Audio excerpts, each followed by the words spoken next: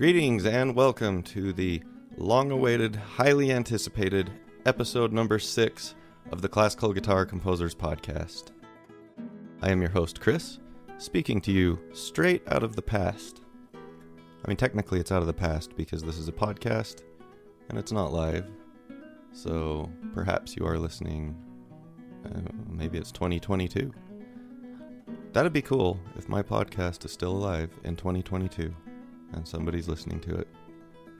But anyway, in my current place in space and time, it's just a lovely Friday morning in October. Took the day off today from work. I'll tell you why in a minute. But I'm very excited to be putting this out. I know it's been quite a while relative to how frequently I usually have been putting these out. This one's been a while coming, but there's haven't been many submissions, so at the rate that the submissions come, that will be the rate that the podcast comes. The piece you heard in the opening of the show today, Caprice in A major by 1CH from Parts Unknown, written for guitar and string quartet.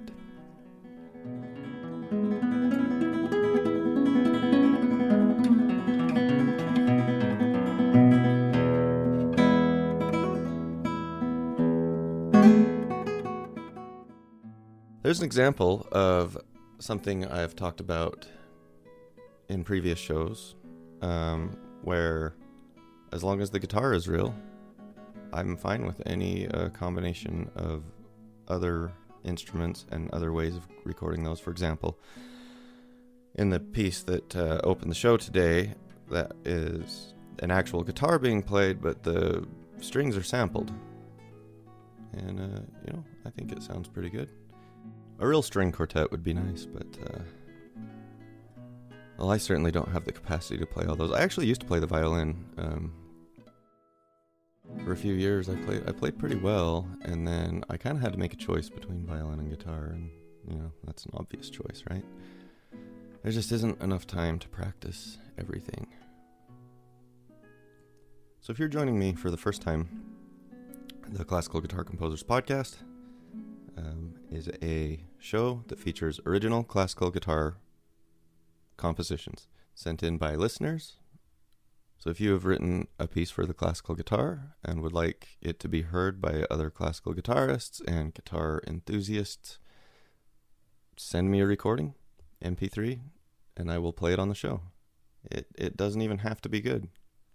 Now, I've not had any submissions yet that aren't good, but as long as it's a good recording, your piece will be heard. The only rule is it features classical guitar in some capacity, and that guitar is a real guitar, not a sampled guitar, or certainly I don't want a finale file or something like that. All right. I have 2 grievances to air. All right. First one, Utah Classical Guitar Society.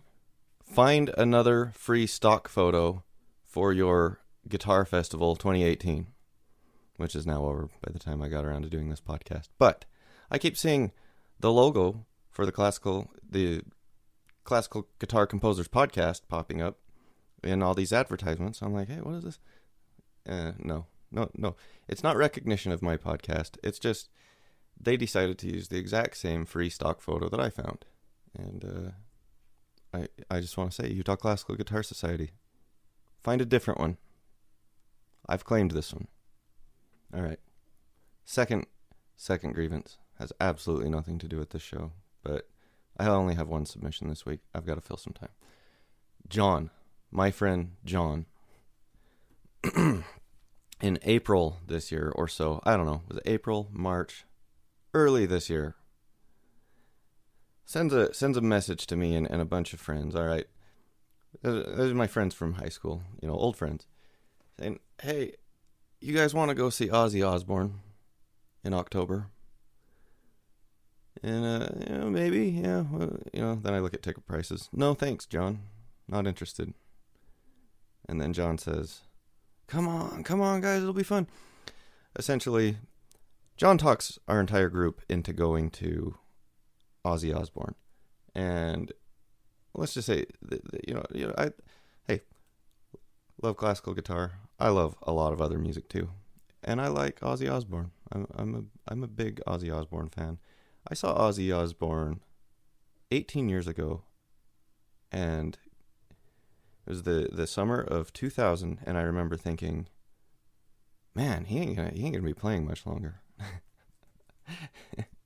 So I did not feel that the price necessarily was going to be worth it, but good old John, wants to get the group together for a fun hoorah, that we haven't done in years. And so we all succumb and buy these expensive Aussie tickets way back early this year. And then John says about 2 weeks ago, so the concert was last night. And John says about 2 weeks ago, Hey, I can't go. I have a work dinner. What? A work dinner. So anyway, John's out. Sells his tickets. Another friend, Jake, sends me a text yesterday. Says he's cold, because it was cold and rainy here yesterday all day and last night. Concert was outside in the rain. It was a blast. Well, Jake was too cold. Didn't go. Another friend, Sione, had a baby, as if that's a reason not to go. So, just me and my wife. And, no, actually that's not true, because Jake gave away his tickets to one of my former guitar students who came and enjoyed it very much. Nonetheless, had a good time. Concert was much better than I was anticipating, and I had requested the day off from work in advance, and so here I am, finding myself with time to do my podcast finally. I also, I'm happy to say I got Ozzy Osbourne to, I said, hey man, can you record a little something for my podcast? So here it is. Hello, I'm Ozzy Osbourne, and you're listening to the classical guitar stupid show this is. What kind of bull is who the is Chris Hales? I've never heard of this man. There you go.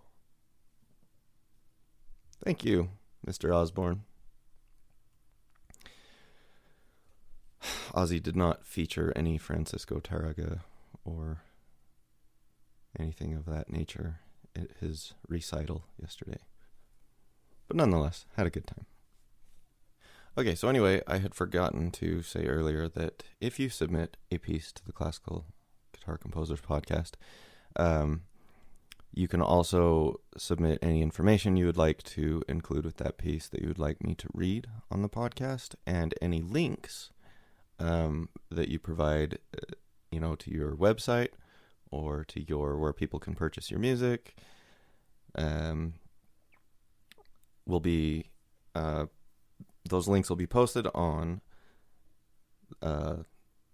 this show's page at www.classicalguitarcomposers.com.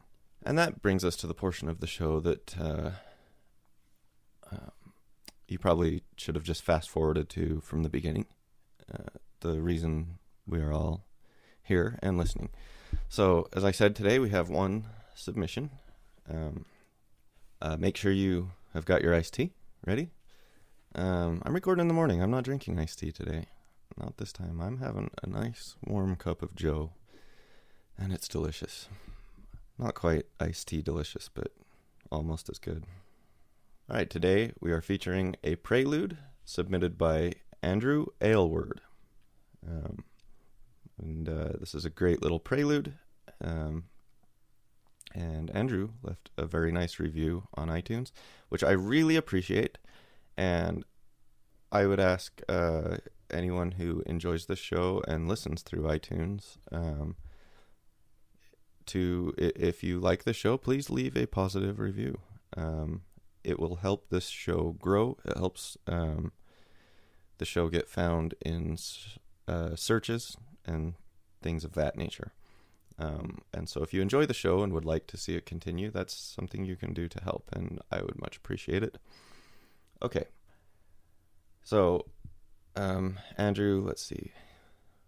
So Andrew says, I have studied guitar for years and more recently have tried my hand at writing some small pieces. And so he has submitted this one. He says, this prelude is short, pretty straightforward. This prelude is a short, pretty straightforward piece for solo guitar in ABA form. It is largely in natural minor, but contains elements of the Phrygian and Dorian modes. If anyone is interested in the score or audio file, it can be found at the links that Chris, am going to be posting on the classicalguitarcomposers.com website, which will be up by the time this podcast is available to you. So they're already there. Remember, I'm speaking to you from the past. So once again, this is Prelude for Guitar by Andrew Aylward.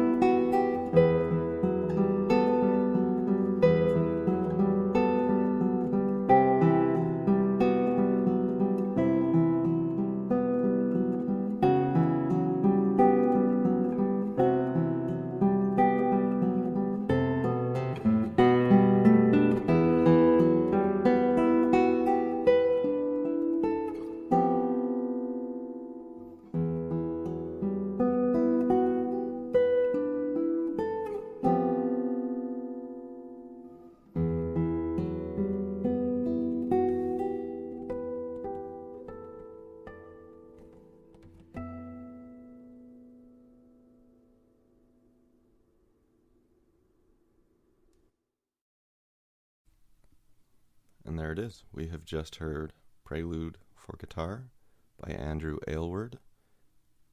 Thank you, Andrew. As always, it is very much appreciated anytime someone submits a piece. And so thank you very much, Andrew. Great piece. You know, some of you guys have who've been sending in pieces, you're too humble. These pieces have been great. People are enjoying them, and there's no need to be shy about sending them in.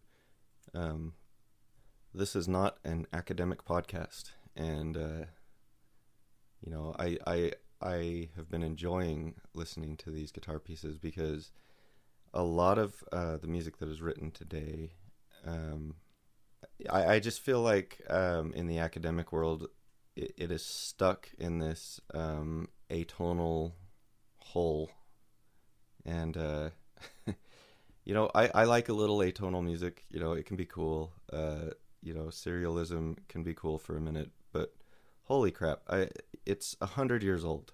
You know, let's stop talking as if this is modern music. And so I find the music that is coming into this podcast very refreshing and musically interesting. I don't understand. Here's something I don't understand. When I go to a recital, I enjoy the recital more if there is a variety of eras being represented in the recital. For example, you know, I like to go and I like when they play a little Baroque, a little Renaissance, a little Romantic, something modern. something 20th century. I like the variety.